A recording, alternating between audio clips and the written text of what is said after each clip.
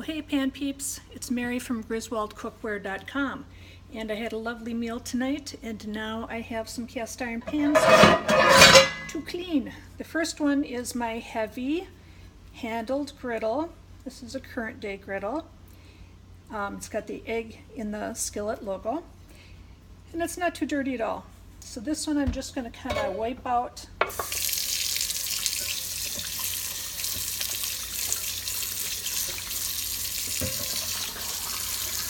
I don't need any soap with this one. And I'm going to take my paper towel, wipe it down.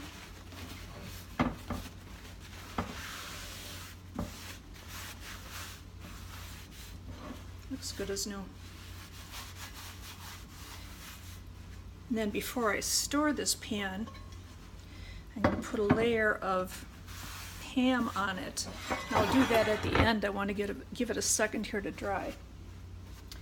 Then in this pan, this one is also a modern day lodge pan. This is the Smoky Mountain 2018 Great Smoky Mountain Park, and there's a bear in the middle, very pretty. We were given this by Bob Kellerman of Lodge at our Griswold and Cast Iron Cookware Association in May, and I love it. It's a great workhorse in the kitchen. So for this, I'm going to pull out my chainmail scrubber, and this I'd made a potato gratin.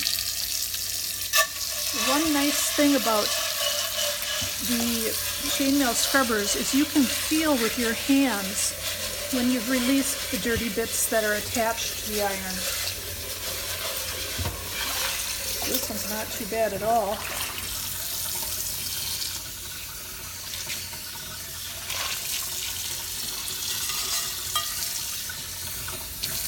And this is a well-seasoned pan. I've used this pan pretty regularly. I followed the instructions from Lodge when I got it, and then just started using it. So I'm going to wipe that one down as well.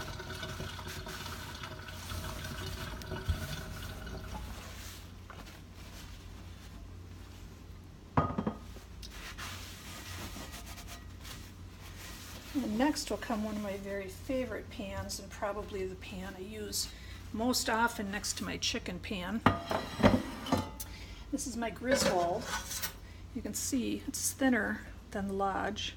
It's lighter than the Lodge. It's got a smoother surface than the pebbly surface on the Lodge. But this pan has it's a number 8 slant logo, and it says Erie Pa USA, and it has a pattern number right here. This is a heat ring that goes around it. This is a authentic Griswold pan, vintage pan. It's just in beautiful shape. I've used this for many years. So this one is a little more challenging because this has got some crusty stuff.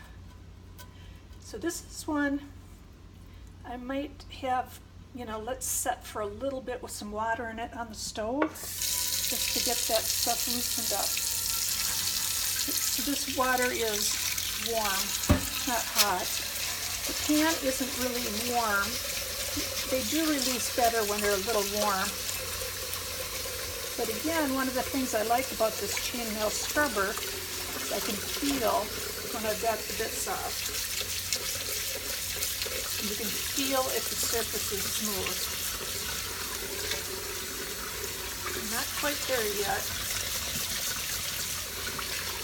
Getting there. Let's see what it looks like.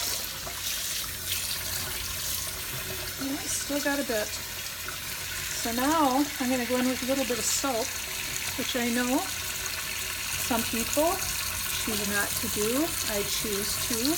It's my pan, and it's your pan. You do what you like. I do have a blog post about the use of soap, and it's kind of crazy all of the different information you see on the web about, whether you can use soap or whether you can't use soap. And some people get real nasty about it. It's kind of bizarre. Yeah, now I'm using soap to kind of get at the stuff that's really on there. I think it's doing pretty good. This pan has a really fine surface that you'll see.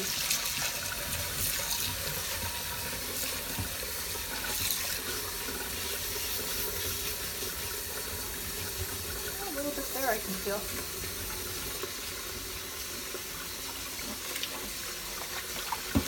There we go.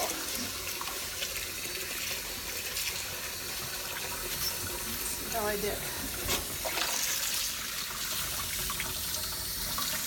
Beautiful black patina. Oh, got a little bit.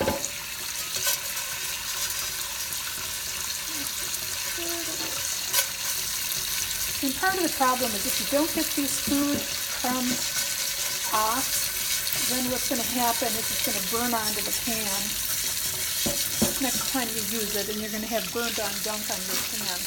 And that's why you see some pans that are just kind of a carbon mess. A little bit like this.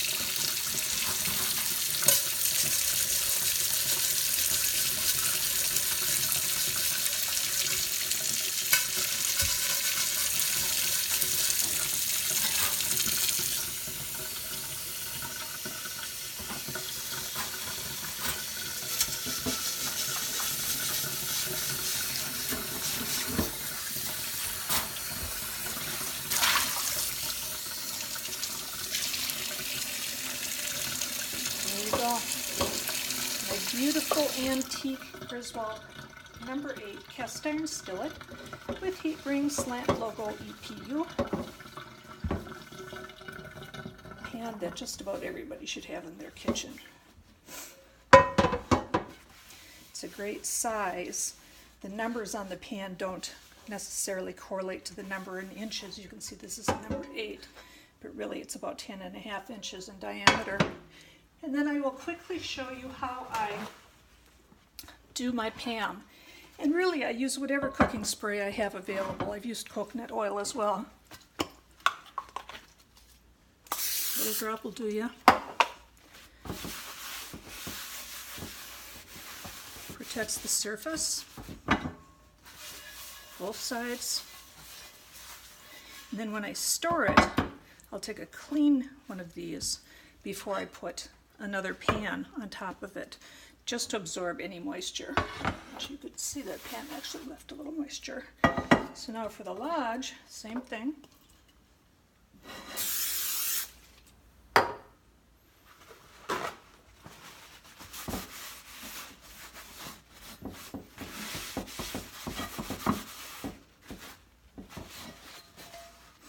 One of the things I love about Lodge is they do so many commemorative skillets.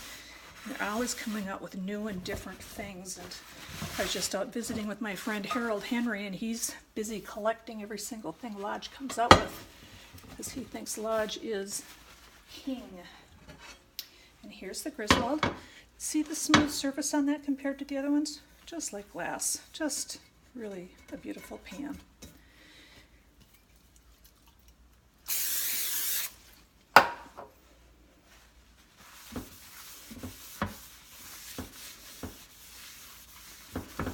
Wouldn't that be a nice piece to hand down to your grandchild, or your daughter, or your son, or niece or nephew or neighbor? Anybody would be thrilled to have a skillet that looks as good as this. It's fun to think about where it's been and what it's done and what it's cooked. And I really feel just kind of honored to have it in my kitchen. I hope you have something like this too, that you treasure as much as I treasure mine. Thanks very much.